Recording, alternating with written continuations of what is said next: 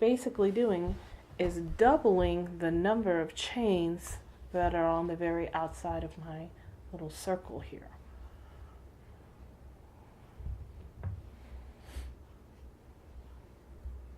And if you're not sure if you went in once or twice, just check the chain and you'll see that there's 2 hooked on there or 1 hooked on there.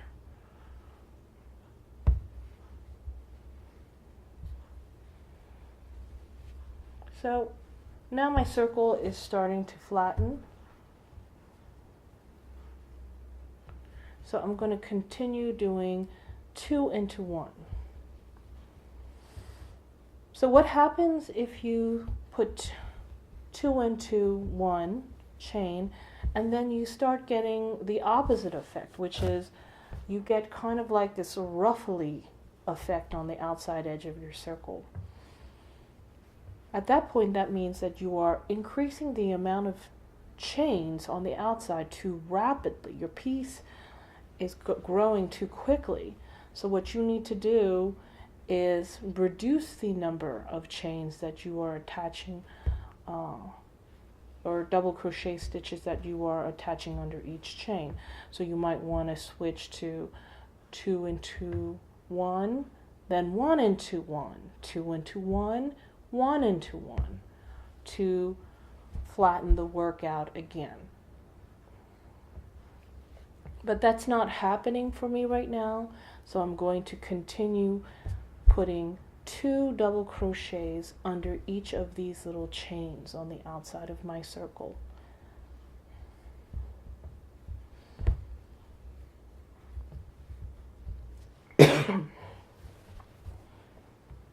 Also, you can kind of stretch the piece out.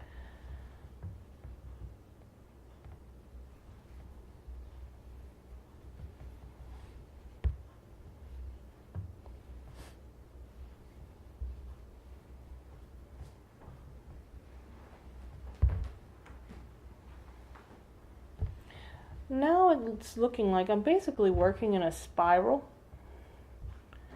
Now, and I don't have to kind of close my pieces, like connect one side to the other side. I'm just like going in an endless spiral here. I think I'm going to switch from 2 into 1 to 1 into 1 and then go 2 into 1. Basically what I was talking about a few seconds ago, because I don't want to increase the number of circles on the edge of this piece too quickly.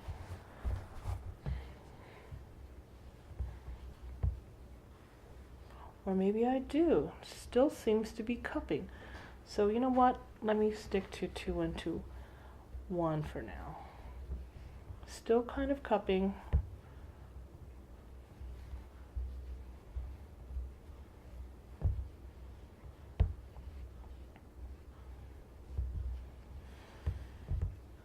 The purpose of what you're doing right now is to create a large enough circle that'll cover the top of your head, basically the top of your skull. It should be bigger than, I would say, a yarmulke. That's like the little head covering that Jewish men wear. Those do not cover the whole top of your head, so it should not be that small.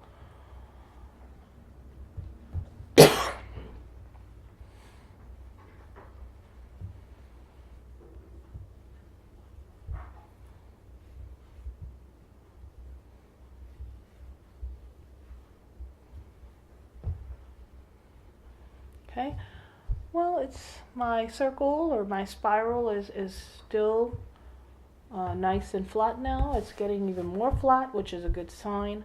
So I'm going to continue doing 2 into 1 until it starts changing and it starts to ruffle.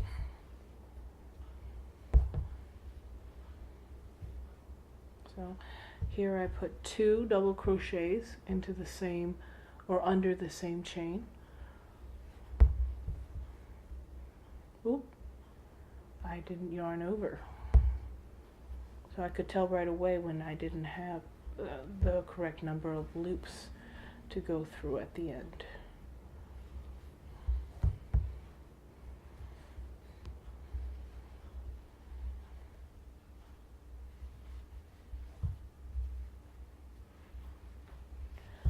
going to continue doing this. If you are making a hat for a child, make sure that you kind of measure the diameter of the child's head at the top to create the correct size hat.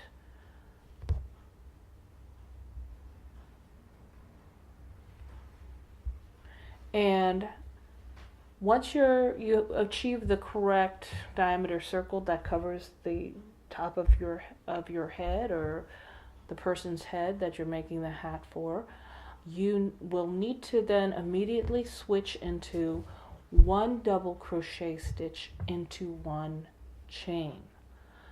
Once you start doing that, what's going to happen is you're going to start going down and creating the side of your hat. It's just going to become a nice even tube.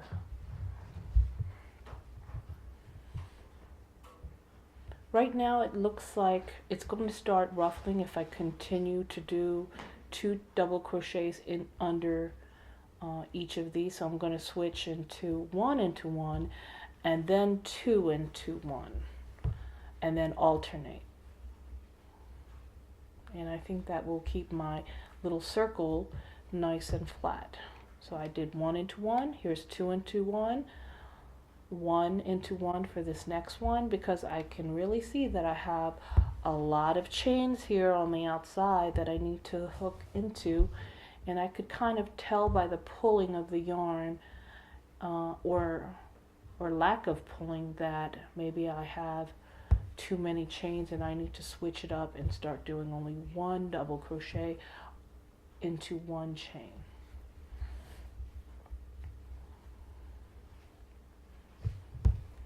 Okay, why don't you wrap this up?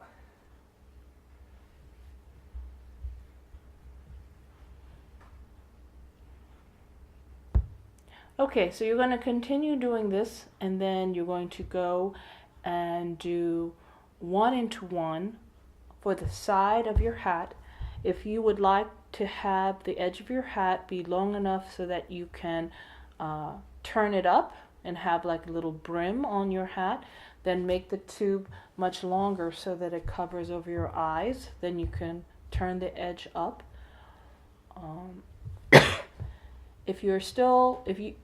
When you are done, and I want to demonstrate how to finish your hat, you'll notice that you don't want the hat to just stop abruptly.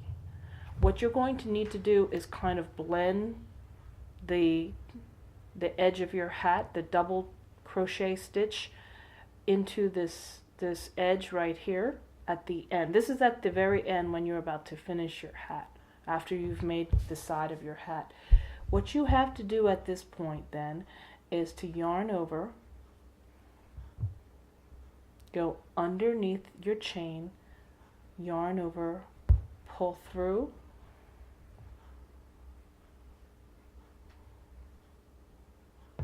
and then pull that through without yarning over before you go through your last 2 loops.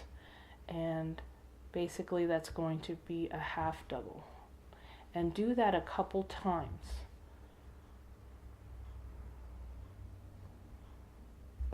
Like that.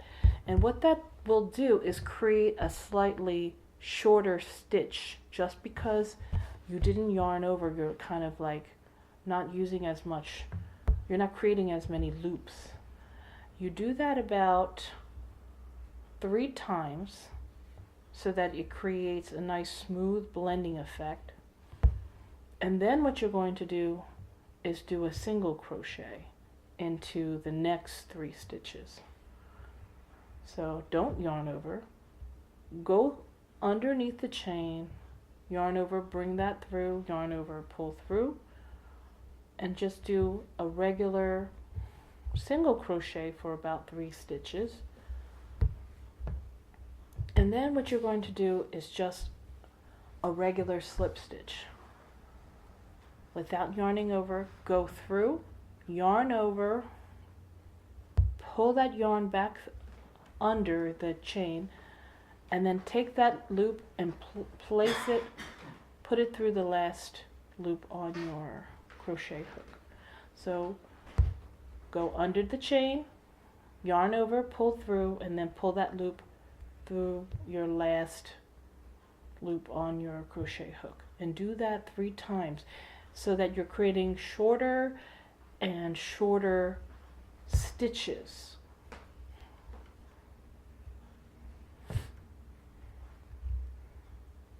Okay, so now it's almost like it's even. The edges are even. You don't kind of see where the spiral stopped abruptly. I'm going to cut the sample. Now I might even include this on my sample board. You're going to yarn over to finish your work. Pull that through your last loop. Tighten it. And you kind of see that the edge is perfectly blended. It doesn't just stop up here and then go down and then here's the rest of the piece of work. It's nicely blended. So that is one way of blending your crochet stitches. You're going to go from a taller stitch to a shorter for about 3 chains, and then another shorter stitch, and then another shorter stitch for 3 chains, and that's it. This is an example of working in the round, working in a circular motion instead of back and forth, back and forth.